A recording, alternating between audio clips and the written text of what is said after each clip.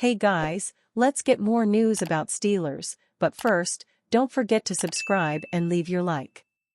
Tim Benz, Penguins weekend on center stage shows how bad things have gotten.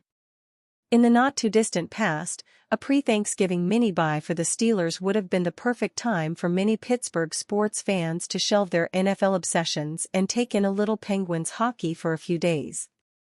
Not only were the Steelers off this past weekend because of their Thursday night game against the Browns, but the rest of the AFC North was quiet too. Pitt's football team is fading fast, and I think it's safe to say that the Pirates aren't going to be in the thick of the Juan Soto sweepstakes. Perfect timing for a Friday through Saturday Pens homestand, followed by the annual Thanksgiving Eve party game that the organization throws for its fans every year. But that wasn't the case this weekend. All the temporary Steelers lull did for Pittsburgh sports fans was force them to take a longer look at the state of the Penguins and realize how badly they stink. I mean, they are truly rotten. They've lost 8 of their past 10 games.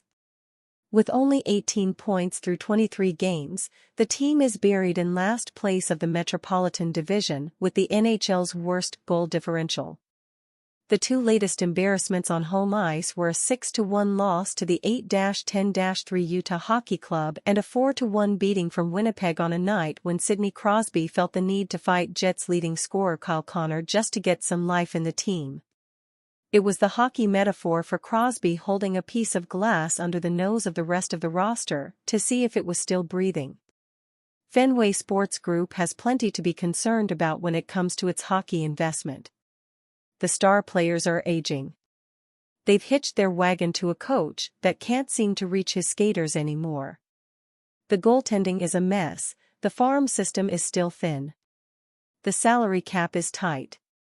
And yet, the most pressing issue for the franchise is that it appears to be running out of its most important commodity: nostalgia. Sure, there are some flashback bobblehead doll nights remaining on the calendar. Giveaways for such trinkets in the image of Jaromir Jagr, Phil Kessel, Max Talbot and Patrick Hornqvist remain on the 2024-25 schedule. Maybe they could wedge in a triple bobblehead doll giveaway before the season is done, as the Pirates did that one time with Zach Duke, Ryan Dummett and Chris Duffy. On April 17th, to close the season when Washington is in town, they can give away one bobblehead with all 3 guys acquired in the Jagr trade: Chris Beach, Ross Lupischuk and Michael Sivek. 3 problems Bengals must fix before taking the field again in Week 13 versus Steelers. The Cincinnati Bengals had a week off from game action following their 34-27 loss to the Los Angeles Chargers in Week 11. Hopefully they used that week to reflect, reset and address some issues prior to the final stretch of the season. Speaking of issues, here's a look at 3 problems that the Bengals must fix before they take the field again in Week 13 against the rival Pittsburgh Steelers. Kicking: this isn't necessarily a team issue, but more an individual one. Basically, Evan McPherson needs to get his stuff together. McPherson has had his struggles all season, and those struggles came to a head against the Chargers in Week 11 on Sunday Night Football. In the fourth quarter of the contest, McPherson missed not 1, but 2 go-ahead field goal attempts that could have potentially helped Cincinnati secure a victory. On the season as a whole, McPherson has converted only 71.4% of his field goal attempts, 15 of 21, which represents a career low. In fact, he's never posted a conversion rate below 82% over the course of a campaign prior to this season. The Bengals aren't making a change at the position during the season, so McPherson simply needs to be better.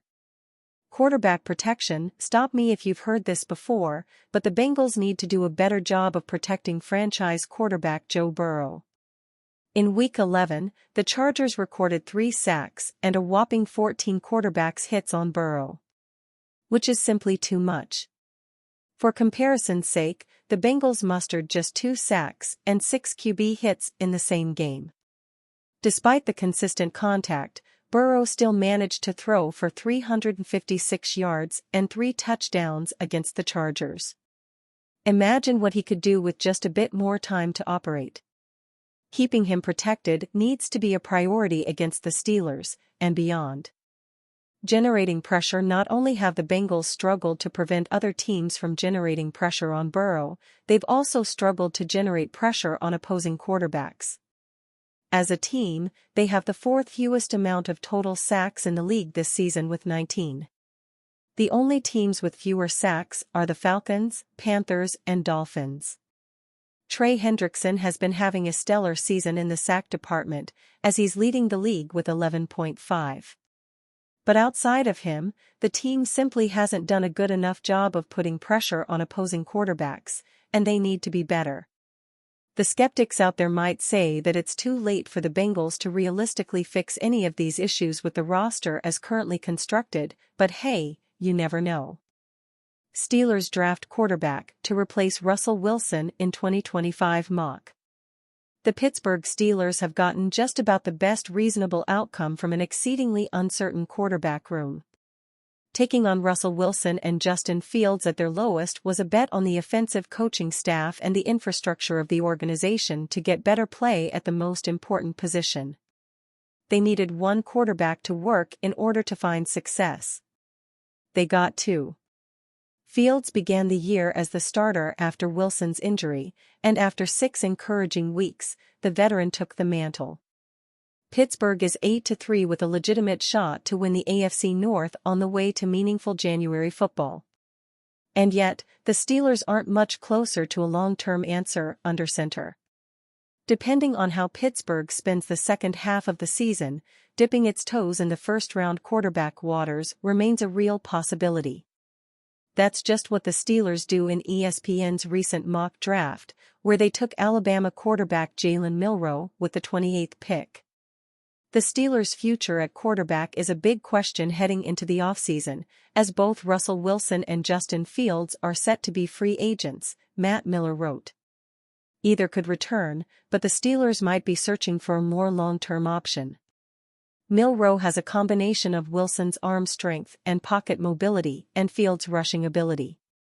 He's still a bit raw as a prospect, but he has thrown 15 touchdown passes and rushed for 17 more scores this season. Milroe just needs to improve his touch as a passer, but scouts I've talked to have said he has the most upside of any draft-eligible quarterback in the class. And should the Steelers re-sign Wilson, Milroe could sit, learn, and develop further. Milroe has some similarities to the Alabama version of Philadelphia Eagles quarterback Jalen Hurts, with flashes of physical talent and an obvious dose of athleticism, albeit in different forms. Hurts was defined by his ability to improve year after year before bringing Philadelphia to a Super Bowl. It's not out of the question for Milroe to follow a similar path. And you, fan? What do you think of the situation of Jalen Milroe? Leave your opinion in the comments.